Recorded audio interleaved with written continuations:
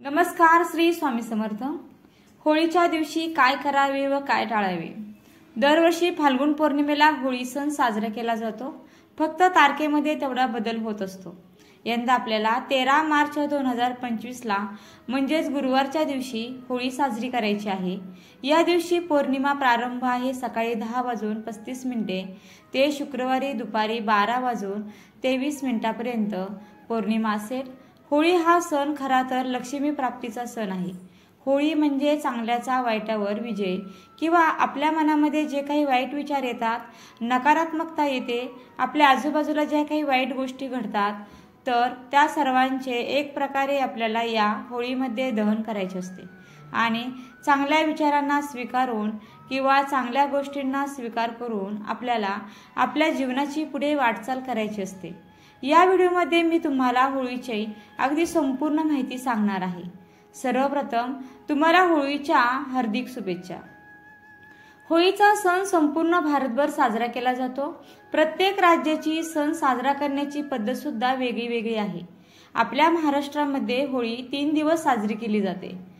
तर फाल्गुन पौर्णिमेच्या दिवशी होळी दहन केलं जातं, म्हणजे होळी पेटवली जाते आणि दुसऱ्या दिवशी असते धुलीवंदन, ज्याला ग्रामीण भाषेमध्ये शब्द आहे धुलवड। वर्षभर बरेचसे सण असे आहेत की ते सण साजरे झाल्यानंतर दुसऱ्या दिवशी त्या सणाची कर पाळण्याची पद्धत आहे किंवा त्याला आपण करी दिन म्हणतो।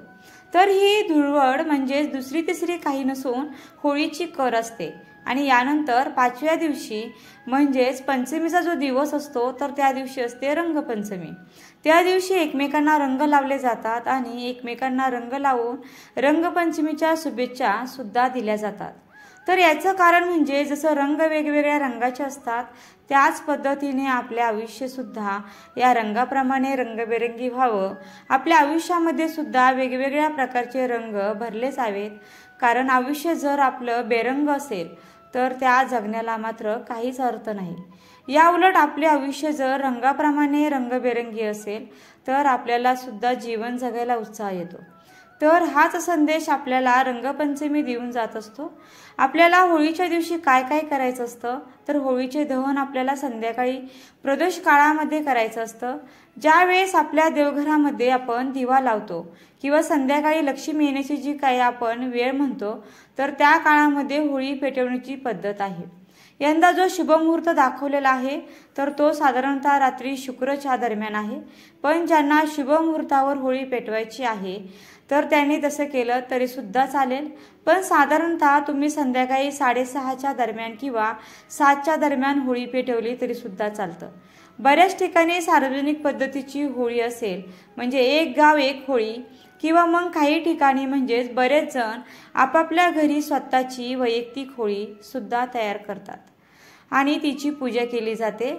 जे काही असेल, पण तुम्ही होळीच्या पूजेसाठी काय काय देऊ शकतात किंवा होळी पूजेसाठी काय काय साहित्य लागते हे मी तुम्हाला सांगते।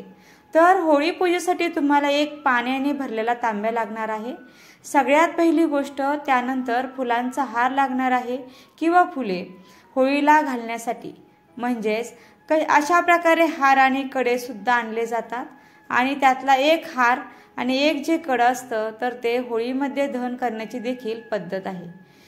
किंवा मग साखरेचे वेगवेगळे खेळणे सुद्धा तुम्ही होळीमध्ये टाकू शकता।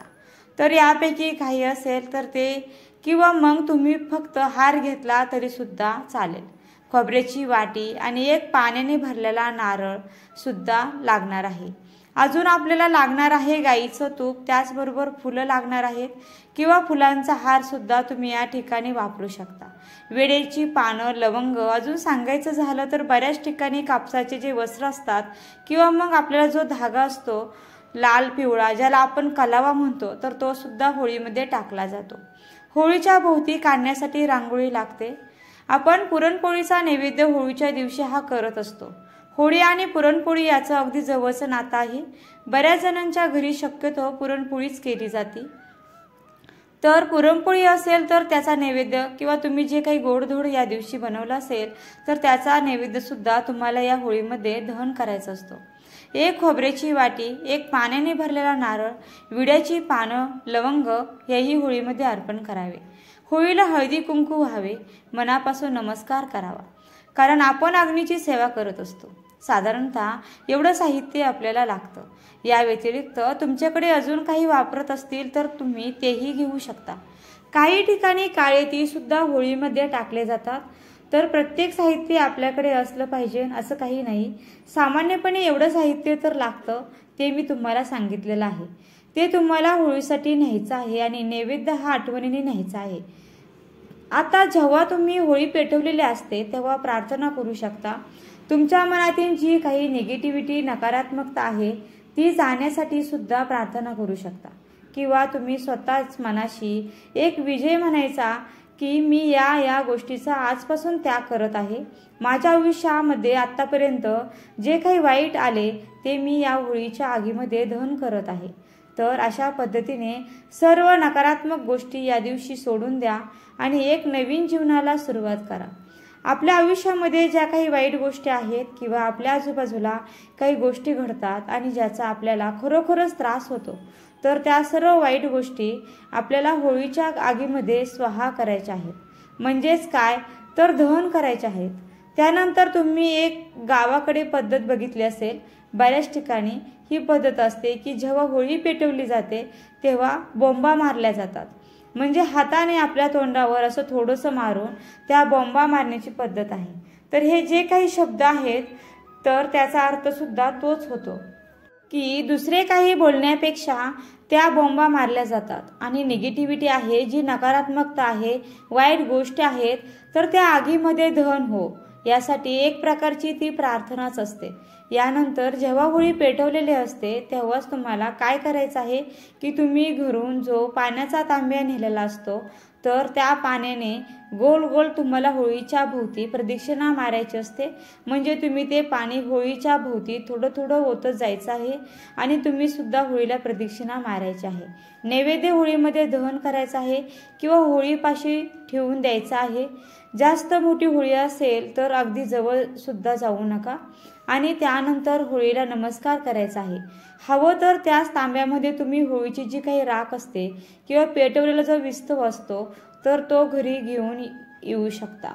आणि तुमच्या घरी आल्यानंतर तुम्हाला काय करायचं आहे, तुमच्या देवघराच्या आसपास कुठे म्हणजेच आग्नेय कोपऱ्यात जागा असेल तर तेथे किंवा तुमच्या घरामध्ये कुठेही आग्नेय कोपऱ्यामध्ये तुम्हाला तो विस्तव एखाद्या प्लेटमध्ये ठेवायचा आहे किंवा एखाद्या ताटामध्ये तुम्हाला तो ठेवायचा आहे. आपलं देवपूजेचं म्हणजे देवांना स्नान घालण्याचं जे ताट असतं, तुम्ही त्या ताम्हणामध्ये जरी तो विस्तव ठेवला तरी सुद्धा चालतो. तर तो अग्नी जोपर्यंत पेटलेला आहे, समजा तुम्ही विस्तव आणला, येताना तो विझून गेला म्हणजे एक गाव एक होळी असेल आणि आणताना तो विझून गेला तर इथे म्हणजे घरी आणून तुम्ही तो पुन्हा पेटवू शकता. किंवा तुम्ही घरीच होळी केलेली असेल तर मग तिथल्या तिथे तुम्हाला तो अगदी सहज घरात आणणं देखील सोपं होईल. आणि तो अग्नी जोपर्यंत चालू आहे तर त्याच्याजवळ तुम्हाला एक पंतीमध्ये मोहरीचं तेल घेऊन, मग मोहरीचं तेल नसेल तर मग तेलाची एक वात लावा आणि त्याच्यामध्ये तुम्ही मोहरी टाकू शकता. आपल्या घरामध्ये आपण भाजीसाठी जी काळी मोहरी वापरतो तर ती मोहरी सुद्धा तुम्ही त्या तेलामध्ये टाकू शकता. आणि तो मोहरीच्या तेलाचा दिवा तुम्हाला त्या आणलेल्या होळीच्या विस्तवाजवळ लावायचा आहे आणि त्यांना नमस्कार करायचा आहे. होळीचा जो अग्नी आहे तो आपण घरामध्ये आणतो, तो आपण आपल्या घरामध्ये ठेवला तर आपल्या घरामध्ये जी काही इडापिडा असते, अशांतता असते किंवा नकारात्मकता असते ती निघून जावी, यासाठी ही होळीची राख किंवा होळीचा विस्तव आणण्याची पद्धत आहे. आणि हा विस्तव सकाळपर्यंत शांत होतो आणि होऊनही जातो. किंवा तुम्ही योग्य ती काळजी घेऊन जसं की दुधाने तो विस्तव शांतही देखील करू शकता. किंवा मग तांब्यामध्ये पाणी घ्यायचं, त्यामध्ये थोडंसं धारभर दूध ओतायचं आणि त्या दूध मिश्रित पाण्याने तुम्ही तो होळीचा विस्तव शांत करा. दुसऱ्या दिवशी ती जी राख आहे ती होळीची तर ती एक तुम्ही आंघोळीच्या गरम पाण्यामध्ये सुद्धा मिक्स करू शकता किंवा उठण्याप्रमाणे घरातील प्रत्येक माणसाने अंगाला ती राख लावली तरी सुद्धा चालते. कारण होळीच्या राखेने धुलीवंदनाच्या दिवशी आंघोळ करण्याला खूप असं महत्त्व आहे.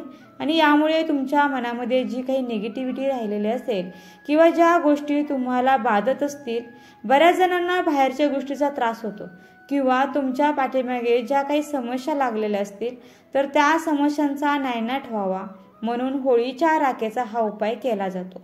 होळीच्या दिवशी संध्याकाळी तुम्हाला काय करायचं आहे, जेव्हा तुम्ही होळी पेटवायला जाणार आहात किंवा त्या अगोदर तुमच्या मुख्य दरवाजाच्या उंबऱ्यामध्ये किंवा दरवाजाच्या दोन्ही बाजूला गुलाल टाकायला विसरू नका। गुलाल तुम्ही बघितला असेल की रंगपंचमीला सुद्धा वापरला जातो किंवा बऱ्याच शुभ कार्याच्या ठिकाणी सुद्धा गुलाल वापरला जातो। तर हा जो गुलाल असतो तर तो नकारात्मकता खेचून घेतो आणि त्यामुळे तुमच्या मुख्य दरवाजाच्या उंबऱ्यामध्ये किंवा दरवाजाच्या दोन्ही बाजूला जिथे तुम्ही संध्याकाळी दिवा वगैरे लावत असाल तर त्या जागेवर तुम्हाला हा गुलाल टाकायचा आहे। एका प्रकारे होळीच्या दिवशी आपण ज्या ज्या गोष्टी करतो तर ते करण्याचं हेच एक कारण आहे। वाईट गोष्टींना आपल्याला या दिवसापासून दूर सारायचं आहे आणि चांगल्या गोष्टी स्वीकारायच्या आहेत। आता होळीच्या दिवशी नेमकं काय करायचं नाही हे मी तुम्हाला सांगते। तर जेव्हा तुम्ही होळी दहन करत असतात त्यावेळेस तुमचं डोकं जे आहे ते पुरुषांनी टोपी घालायची आहे व रुमाल तरी डोक्यावर ठेवावा आणि महिला जर असतील तर महिलांनी होळीचं पूजन करत असताना किंवा तिथे प्रदक्षिणा मारत असताना होळी दहन बघत असताना आपल्या डोक्यावर साडीच्या पदराने झाकण ठेवा। म्हणजे डोक्यावर साडीच्या पदराने पदर घ्यावा किंवा मग ओढणी वगैरे असेल तर त्याने तुम्ही तुमचं डोकं हे झाकू शकता। डोकं उघडं राहणार नाही याची काळजी तुम्ही घ्यायची आहे। यानंतर होळीच्या दिवशी दुसरी गोष्ट आपल्याला ही एक पाळायची आहे, आपल्याला काळा रंग वापरायचा नाहीये। होळीमध्ये बरेच जण काळा कपडा आणि काळी हळद सुद्धा दहन करतात तर तो वेगळा उपाय आहे। नकारात्मकता तिला काही आजारपण दुखणं वगैरे असेल किंवा पैशाचा काही प्रॉब्लेम असतील तर त्यासाठी तो उपाय केला जातो। पण आपण स्वतः या दिवशी या रंगाचे कपडे मात्र परिधान करायचे नाहीयेत आणि पांढऱ्या रंगाचे सुद्धा कपडे या दिवशी परिधान करायचे नाहीयेत, कारण काळा रंग जो आहे तो नकारात्मकतेचं प्रतीक आहे आणि म्हणून धार्मिक कार्यामध्ये किंवा अध्यात्माच्या ठिकाणी बघितला जातो। एक मकर संक्रांतीचा सण सोडला तर काळा रंग आपल्याला या कोणत्याही सणाच्या दिवशी वापरायचा नाही आणि पांढरा रंग सुद्धा वापरायचा नाहीये। म्हणजे आपल्याला पांढऱ्या रंगाचे कपडे सुद्धा या दिवशी घालायचे नाहीयेत। रंगावर नकारात्मक गोष्टीचा प्रभाव पडत नाही पण ते नकारात्मकतेचं प्रतीक आहे। तसेच पांढऱ्या रंगावर नकारात्मकतेचा प्रभाव पडत असतो आणि त्यामुळे हे दोन्ही रंग या दिवशी वापरले जात नाहीत। तर या रंगाची काळजी तर तुम्हाला घ्यायचीच आहे, आवर्जून घ्यायची आहे। त्याचबरोबर होळीच्या दिवशी तुम्हाला पैसे उधार देऊ नका किंवा कोणाकडून उधार म्हणून काही पैसे सुद्धा घेऊ नका, त्यामुळे तुम्हाला आर्थिक समस्याला सामोरे जाऊ शकतो। आणि बरेच सणवार तुम्ही असे बघितले असतील की महिला ज्या आहेत ना काही दानधर्म म्हणा किंवा सौभाग्याच्या वस्तू हळदी कुंकू एकमेकींना देत असतात। पण होळीच्या दिवशी आपल्याला सौभाग्याचं कोणतंही वाण किंवा कोणत्याही प्रकारचा दानधर्म वस्तू ज्या असतात त्या करायच्या नाहीयेत। थोडक्यात काय, दानधर्म आपल्याला करायचा नाहीये। गरीब व्यक्तींना तुम्ही दानधर्म करतात ते वेगळे, पण काही कपड्याचे दान असेल किंवा काही भेटवस्तू आपण देत असतो किंवा हळदी कुंकवाच्या कार्यक्रमामध्ये आपण सौभाग्यकारक वस्तू देत असतो तर त्या मात्र या दिवशी आपल्याला करायच्या नाहीयेत। यानंतर अजून एक महत्त्वाची गोष्ट की बऱ्याच वेळा आपल्याला चालत फिरत असताना काही वस्तू आपल्याला सापडत असतात, पण होळीच्या दिवशी तुम्हाला कोणत्याही वस्तू सापडल्या की ज्या तुम्हाला असं वाटेल की वस्तू चांगली आहे आणि ती आपण आपल्या घरी नेऊ शकतो किंवा मग उचलून समजा घरी नेली तर पुढे काय तिचं काय करायचं हे ठरवू शकतो। पण होळीच्या दिवशी तुम्हाला कितीही उपयोगाची वस्तू सापडली किंवा तुम्हाला काही लाभ झाला तरी तो तुम्हाला घरी न्यायचा नाही। म्हणजे काय, सापडलेल्या वस्तूमध्ये तुम्हाला जरी काही आवश्यक गोष्टी वाटल्या तरी पण काय असतं की होळीच्या दिवशी बरेच जण वेगवेगळ्या प्रकारचे उपाय करतात आणि या काळामध्ये नकारात्मक शक्तीचं वर्चस्व जास्त असतं आणि उपाय करताना लोक जास्तीत जास्त करून नकारात्मकता दूर करण्यासाठी म्हणून बऱ्याच गोष्टींचा वापर करतात। तर मग त्या गोष्टी तुमच्यामध्ये येऊ शकतात आणि या कारणामुळे तुम्हाला रस्त्यावर किंवा इतरत्र कोणत्याही ठिकाणी वस्तू पडलेली उचलून तुमच्या घरी आणायची नाहीये। आणि बरेच लोक मंत्र तंत्र किंवा थोड्याशा तांत्रिक गोष्टी पण करतात आणि त्यामुळे सुद्धा आपल्याला यामध्ये पडायचं नाहीये। त्यामुळे कोणतीही वस्तू तुम्ही आणू नका, एवढं एक महत्त्वाची गोष्ट तुम्ही लक्षात ठेवा। आता ज्याचं लग्न होऊन पूर्ण 1 वर्ष सुद्धा झालेलं नाही, म्हणजे ज्याच्या लग्नानंतर पहिलीच होळी आहे, त्यांनी सुद्धा होलिका दहन पाहू नये। म्हणजे पती असेल किंवा पत्नी असेल, त्यांनी देखील होळी दहनाच्या ठिकाणी जायचं नाही। ज्यांना एकच अपत्य आहे, मुलगा असो किंवा मुलगी असो, त्यांनी सुद्धा होळी दहन पाहायचं नाहीये। त्याचबरोबर या दिवशी तामसिक अन्नपदार्थ खाणे पिणे सुद्धा टाळावे। आणि दुसरी गोष्ट, ज्या सासू सुना असतात त्यांनी सुद्धा होळी दहनाला एकत्रित जाऊ नये। समजा दोघींपैकी एखादीच होळीचं दहन बघायला गेलेले आहे तर काही हरकत नाही, पण दोघींनी सोबत जाऊन होळीचे दहन पाहायचं नाहीये। यामुळे कुटुंबामध्ये वितुष्ट येऊ शकतात। आपल्या धर्मशास्त्रामध्ये किंवा ज्योतिषशास्त्रामध्ये किंवा वास्तुशास्त्रांचे जे नियम आहेत त्यामध्ये हे सांगितलेलं आहे आणि प्रत्येक गोष्टी एकमेकांशी मिळती जुळती आहेत आणि त्यामुळे हा नियम तुम्ही पाळावा। दोघींपैकी म्हणजे तुम्हाला जर होळीचे पूजन करायला जायचे असेल तर दोघींनी थोडीशी मागे पुढे वेळ बघून गेले तर चांगले राहील। अजून एक गोष्ट म्हणजे ज्या गर्भवती महिला आहेत त्यांनी सुद्धा होलिका दहन पाहायचं नाही आणि जे नवजात बालके आहेत त्यांनी सुद्धा होलिका दहन पाहू नये। म्हणजे नवजात म्हणजे ज्यांची अगदी पहिलीच होळी असेल तर त्यांच्यासाठी किंवा काही महिन्याची जी बाळ असतील त्यांना घेऊन होळीच्या ठिकाणी जाऊ नका, कारण तुम्हाला पहिल्यापासून अर्थ समजला असेल की नकारात्मक गोष्टींचे दहन या होळीच्या आगीमध्ये केलेलं जातं। आणि ज्या गर्भवती महिला असतात किंवा जी लहान बाळं असतात किंवा ज्याचं नवीन लग्न झालेलं असतं तर त्याच सगळं पहिलं म्हणजेच पहिल्याच वेळा या गोष्टी त्यांच्यासाठी घडत असतात।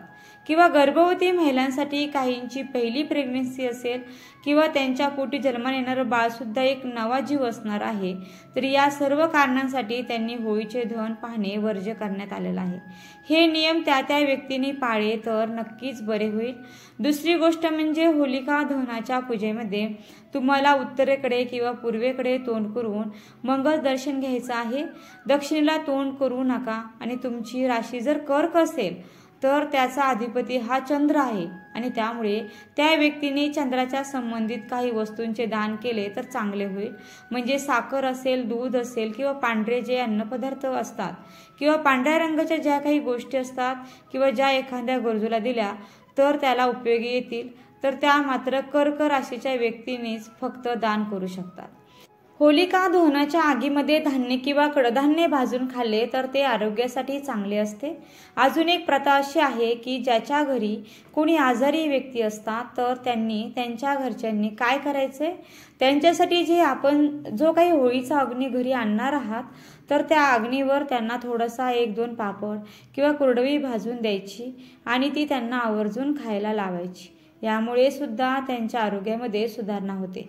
अगदी जुन्या काळापासूनची ही प्रथा आहे। तुमच्याकडे असेल तर कमेंटमध्ये नक्की कळवा आणि नक्कीच म्हणजे याचा खूप चांगला गुण देखील येतो, तर तुम्ही हा उपाय त्यांच्यासाठी करू शकता।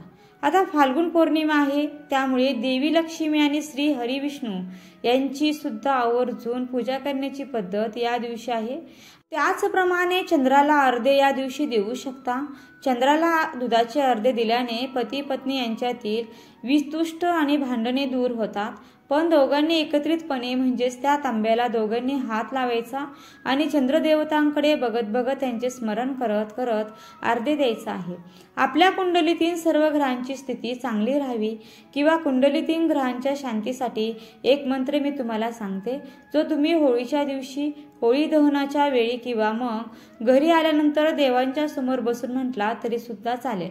तर मंत्र असा आहे, ब्रह्मा मुरारी त्रिपुरांतकारी भानुशाही शाशी भूमी सुतो बुद्ध गुरुश्च शुक्र शनी राहू केतव सर्वे ग्रह शांती करा भवंतु। हा मंत्र तुम्ही म्हणू शकता।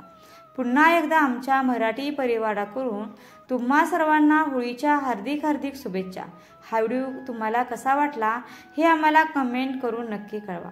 तुम्हाला जर हा व्हिडिओ खरंच खूपच आवडला असेल तर व्हिडिओला लाईक आणि तुमच्या फॅमिली आणि फ्रेंड्ससोबत शेअर करायला विसरू नका आणि त्याचबरोबर आपल्या चॅनल सबस्क्राईब करायलाही सुद्धा विसरू नका। तुमची होळी एकदम शुभ आणि आनंदाची हो अशी मी प्रार्थना करते। व्हिडिओ शेवटपर्यंत पाहिल्याबद्दल मी मनापासून खूप खूप आभारी आहे। धन्यवाद। श्री स्वामी समर्थ। ओम नमो भगवते वासुदेवाय।